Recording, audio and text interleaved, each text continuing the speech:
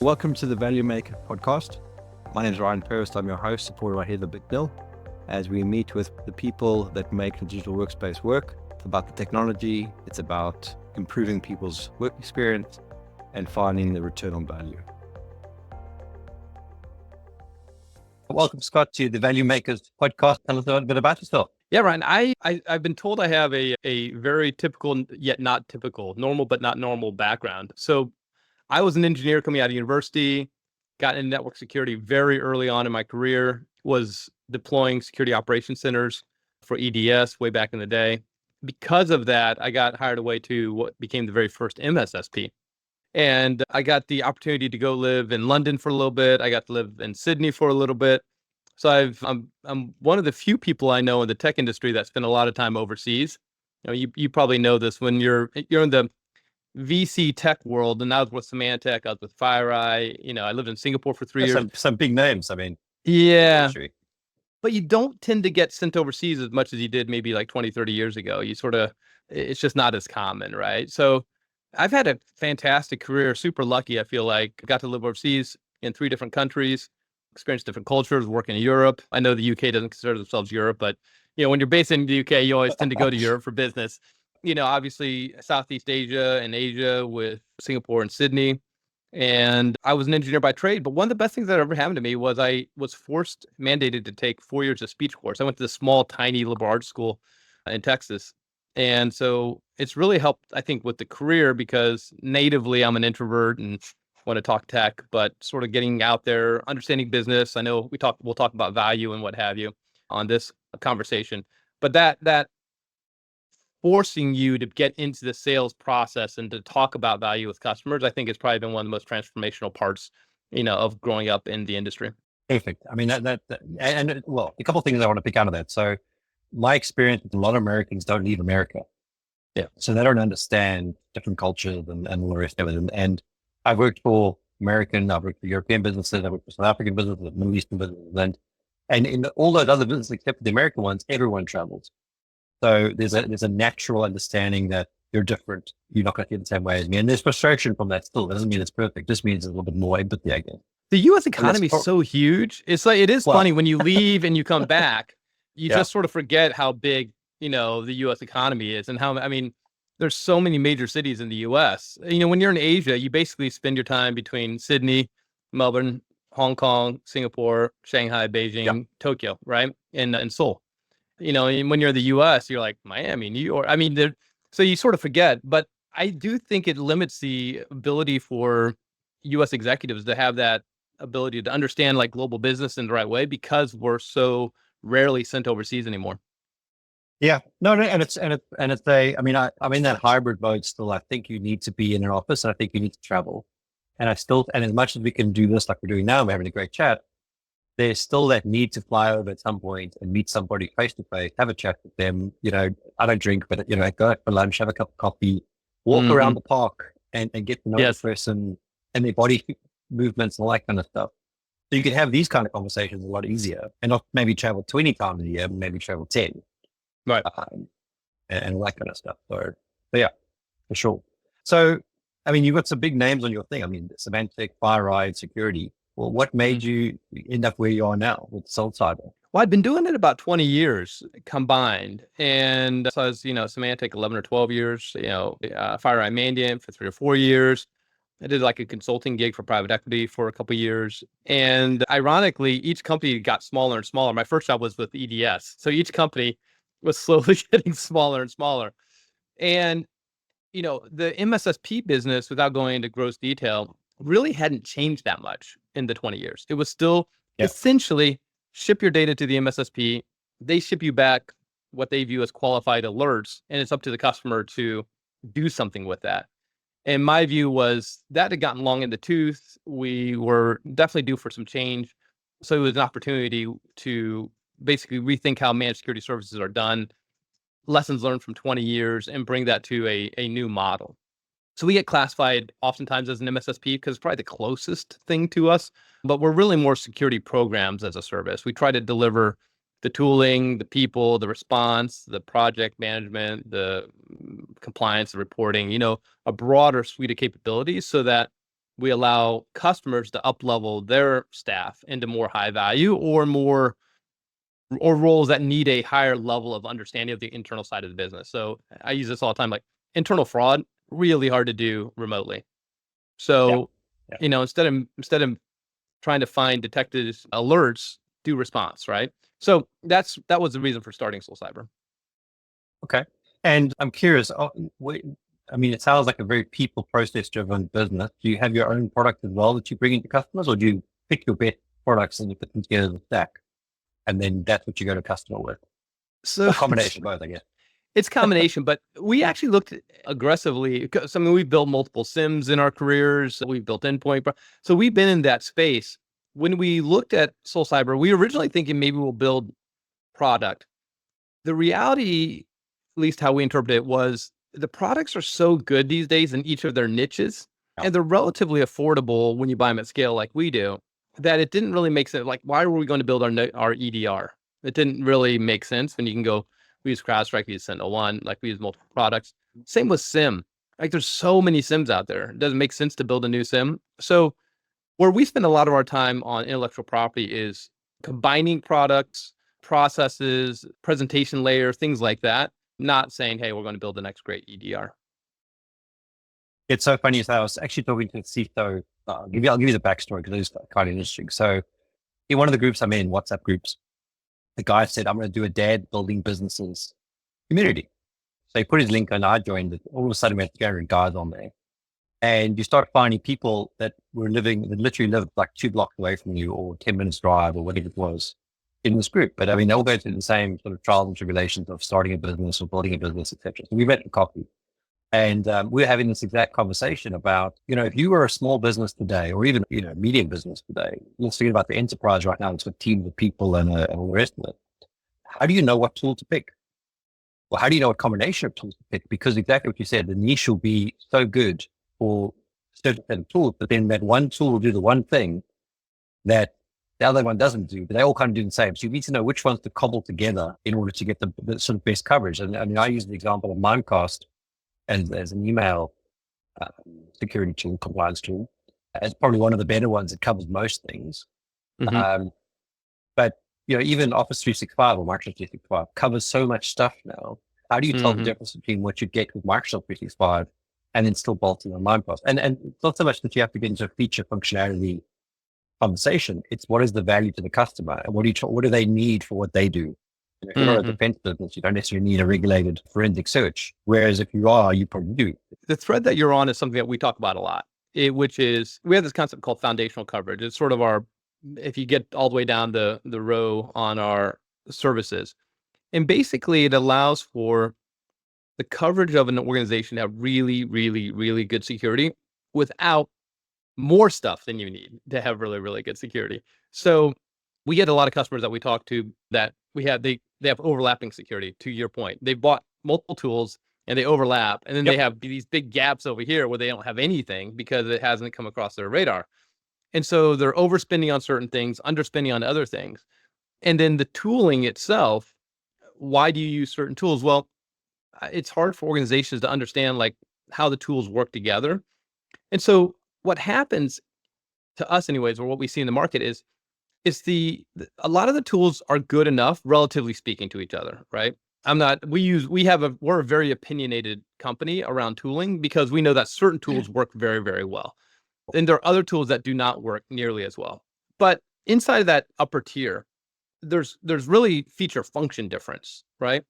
And maybe one is better than the other in this one area. So again, we use CrowdStrike, SentinelOne, both amazing, amazing technologies. They have the pros and cons and differences, right?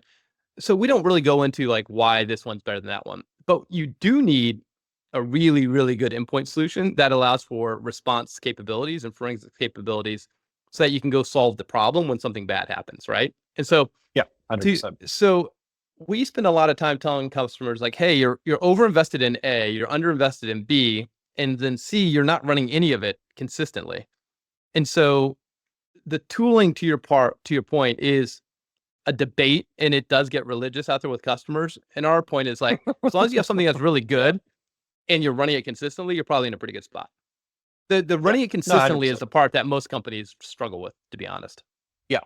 Yeah. And making sure it's up to date, make sure the rules are correct, and someone's looking at the alerts and all that stuff. I mean, I call so it the in, unsexy part of security. yes, yes, exactly. And tuning is a big deal. And I mean, Yes. I could see your value proposition if you've got a certain set of tools that you guys are expert in, that you go in and help the customer tune those tools to get the best value out of them in the shortest amount of time. Because what I'm finding, and the reason why I asked the question about building the product is building value as a product. And it's not a sales pitch value, but the biggest thing I found with value, the reason why I built it, is people don't know what to do with what they got to get the return on value for the business case that they put in place. So they go and spend, I don't know, $1 million to go and buy this piece of software to reduce incident tickets or reduce the risk of the business. But then no one tells them how to use the tool or use the data from the tool in order to realize it. And It's so I can see the 100% value the of what you case. guys do. But Yeah. the funny part is you'll be amazed at how a lot of people don't know necessarily how to use it. I mean, we see this all the time. We had over a dozen companies that we talked to last year got breached after we talked to them and basically told them their security wasn't good enough. But and we are way nicer about it. Like on a podcast, they'll be a little bit more controversial to make it more Yeah. So, interesting. But obviously, to a customer, you're much nicer about it. And you'll be amazed at the pushback. Like they'll get religion around a product, and you say, "Great, that's a great product." And then they're like, "Yeah, well, we use it really well." And then you'll come to find out that everything's in passive mode. Like when there's no reason why stuff can't be in blocking mode. There's nobody who's looked at the data. There's nobody who's done any response. If something goes bumping on a Thursday or a Friday at 3 p.m., you can't find anybody. But so the people that use us, they're very outcome focused. They're just like, listen, I've got a small number of people running this wheel, this engine over and over and over and over and over and over again. I can hire the people and train them. It is not by any stretch of the imagination the best use of my security people's time. The people that give us problems actually are usually oftentimes the security people. They want to monkey around with the tool. They want to fiddle the knobs, right? And tweak the buttons. And which is fine. I mean, you can get in and do that, but we're trying to up level a lot of those people that we're talking with to say, hey, that the best use of your time probably isn't like fiddling widgets. It's helping the company do something more strategic. Yeah, and I suppose you are in some respects playing with someone's territory. Yeah. They think you are. We're not, but they think we are. Well, it's like when you park in someone's parking spot. Yeah. You did it innocently, didn't mean to do it on purpose, but they get offended and all the rest of it. Sitting there, I mean, I used to have a CIO who used to sit in someone's chair. The minute they got up, he used to sit in the chair, and then you used to see the reaction when he did it versus someone else. Well, right, it's funny because the same people that a lot of times, obviously, CIOs and CISOs love us, and the tech people, once they get working with us, tend to love us because we take away a lot of stuff that they don't really want to do. And well, obviously, nobody ever gets fired for hiring us because there aren't enough people to start with, right? So what we find is like, the first 2 or 3 months, people are in there doing stuff, and then after that, they're like, yeah, SolCyber knows what they're doing. We'll get on to more interesting things, right? Or go see my kid's baseball game or whatever. Yeah, no, and I think that's I mean, that is the sort of crux for me, is that you're going in there, you're providing expertise, because it's like playing poker. You get better at poker by playing more hands against different people. That's right. And playing variations of the game. So you come in there with, 2,000 hands of poker played in 25 variation things versus they've got one person that they've hired to do cybersecurity, and that person is now hit with, every IT problem, every risk problem, every whatever, and trying to fix a whole bunch of stuff, and they're saturated. They can't get to the strategic stuff. All they're doing is fighting fires tactically. I mean, that is exactly it. So if you think about what is needed inside, even let's just take a 500 seat company. I'm not even talking 15,000 seats. Let's just take 500 or 1,000 employees, right? Yeah. Well, you have to have some level of tool deployment. You have to have understanding of best practice of a variety of tools, by the way. This isn't just one. This is, you really need 6 or 7. You got to have best practice on how to integrate all those. You have to have best practices on how to get the data out of those things. You have to have best practice on how to update those things. Then when something happens, you have to have a lot of sophistication of how to hunt that thing down, understand where it came from, understand the forensics around it, understand how to respond to it in a timely manner. You got to understand whether the response is on the laptop or in the identity directories. And that only happens, hopefully not very often, maybe once or twice a year. So you have to have all these skills, but all these skills, you only need a a sliver of, right? At any point in time of the year, you only need a small slice, and they're trying to find, the unicorn that can do all of that. It's very, very hard to find. Obviously, the Goldman Sachs of the world can find those people. And so our point is like, why you need 6 or 7 skills. It makes zero sense to try to find one person, find somebody that manages the manager, right? Yeah, and that was kind of my next question around your engagement model. Do you go in with like a senior consultant who is like the quarterback, who brings in a SIEM expert this week, a SOC expert next week, fractional involvement? They're paying a fee, they're getting a certain amount of cover, depending on what the situation is. Is that kind of how it works? Essentially, yeah. We try to make it really, really, really easy for customers to purchase. And we have like 1 SKU, 2 SKUs, and then we bundle in the capabilities around some of the advisory work, onboarding, deployment, all that sort of quote unquote, the old commercial that's in there, right? So we try to make it really, really simple, and we don't nickel and dime customers with onboarding fees and all this other jazz. And then, yes, to your point, once that's done, then they get moved into an onboarding specialist and technical account manager that works through the consulting pieces of what to deploy, how to deploy it, when to deploy it, how much to deploy, and all that stuff. Okay. And what's your current sort of footprint of customers? I mean, are they US customers, are they global customers? We actually have customers all over the world. We're US focused. We're still a startup, so we've been at it 3 years, 2.5 selling or something like that. But we've got customers in the crypto space in Europe. We've got customers in Asia. We've got customers in Latin America. So ironically, now almost all of them have presence in the US. So like headquarters in Switzerland, but a lot of their weight of their people is in the US. Headquarters in Japan, but a lot of people in the US. So a lot of our international folks have US presence, which is where obviously we got a hold of them. Yeah. Yeah. Okay. And what's a typical 30-day, 60-day, 90-day plan with a customer? So basically, there's a set rollout project that, based on having done this, dozens and dozens of times, which we like. This is the way that it seems like most customers get the biggest bang for your buck. So we call ourselves eminently practical. We've been doing this so long. We're like, okay, guys, we're just very practical. This is going to be your biggest value. This tends to be what's harder for you to sort of, get your organization around. And so we have a plan. Then the customers can just come in and say, hey, I like that, but I want to take step 5 and move that forward to step 2. So as part of the onboarding process, we'll actually walk them through the entire project plan and say, this is our typical standard project plan for the stuff that you've purchased. That being said, if we need to adjust things due to your culture or your political situation or what maybe you own relative to somebody else, because sometimes people will be like, listen, I own endpoint security, but I don't own email security. So I got to go work with the email team to get the MX records changed or something like that. Okay. And I mean, with that sort of plan that you talked about, is that a 30-day plan? Is it really, I mean, what's your goal to show value in? Our goal is to show value like as quickly as humanly possible. So I love this concept around value because there's 2 pieces.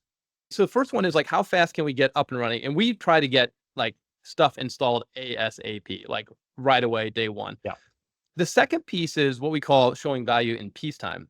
So it's really great when like somebody gets like attacked and we find it and we bop the bad guys on the head and we kick them out of the network and everybody sings Kumbaya. I mean, there's a bunch of customers that are like, thank goodness you guys, like, we've really found some nefarious stuff and we contained it, fixed it. And customers are like crazy thankful because they know that it would have been a massive, massive problem if we weren't there. But that doesn't happen. So the other thing though is what we call value during peacetime, which is really hard, which is to show customers like you're helping them have good security when nothing like super big and aggressive has taken place.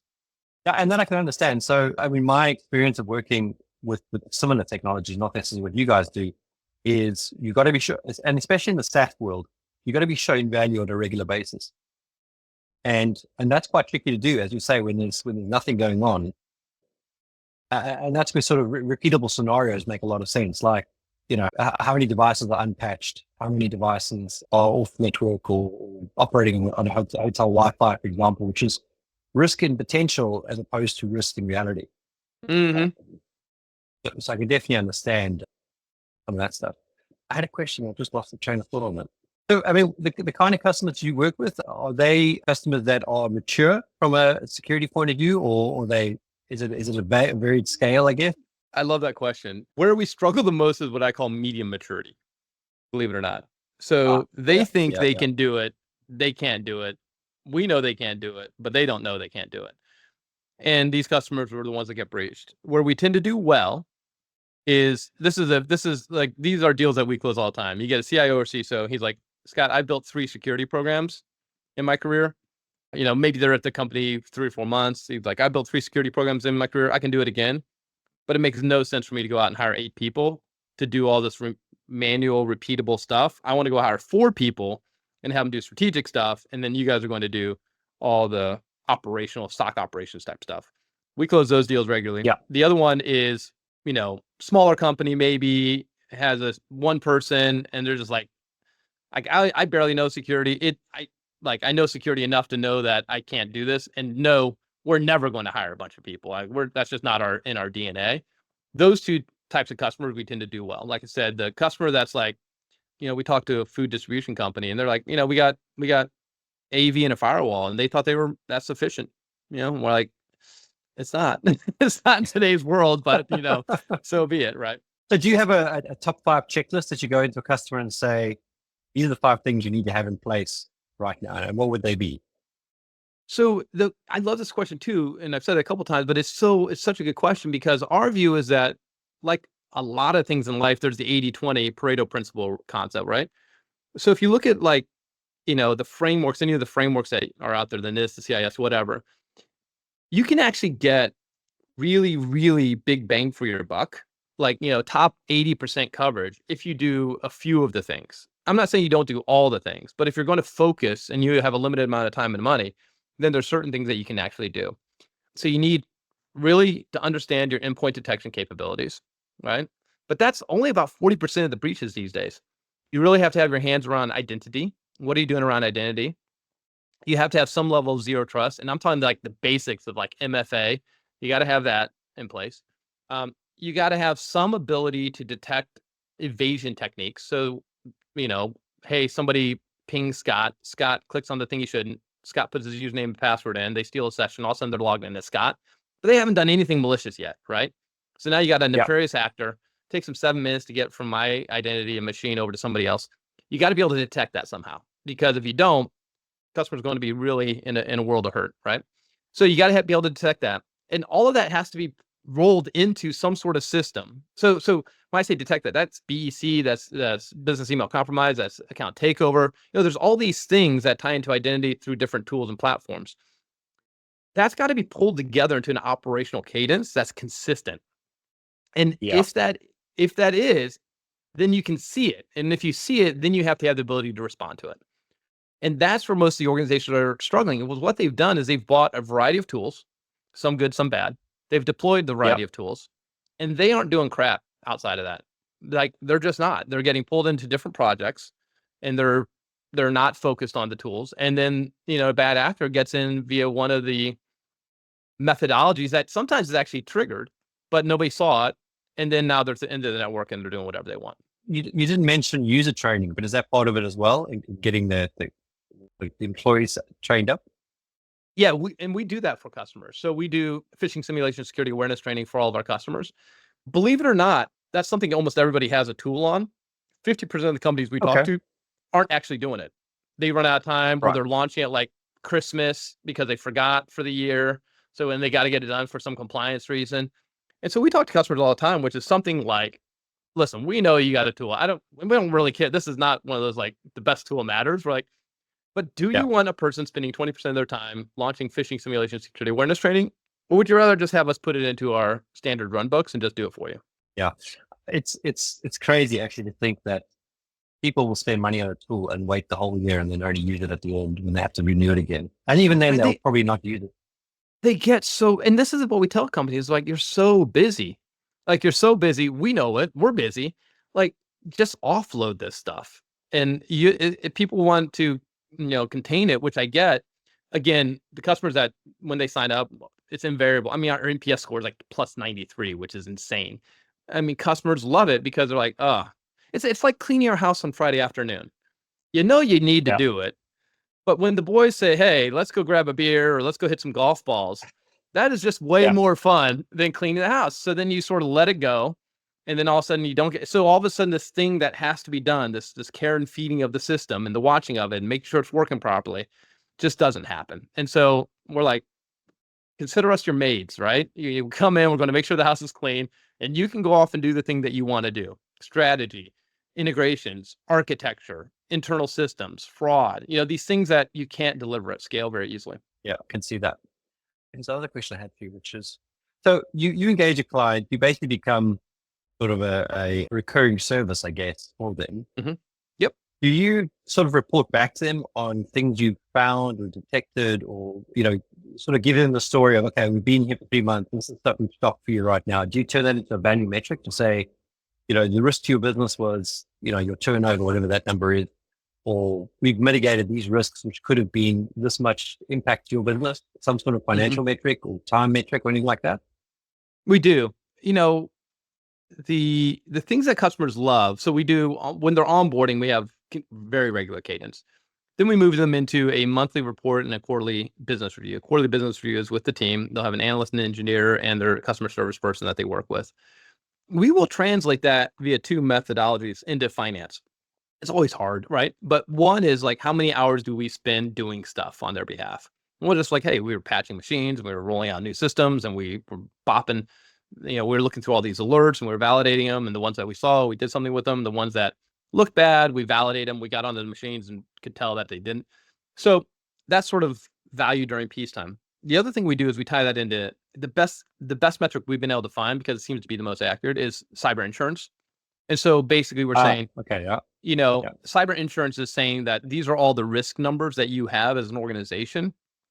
And we're mitigating those. So this is the easiest way to think about it is like, if you're running your finances properly, you probably have a line inside of the P&L that says something like, if something bad happens, this is a pool of money we've got sitting here to solve that problem. And we're basically saying, you've stuck $1 million in that liabilities line for some sort of cyber event.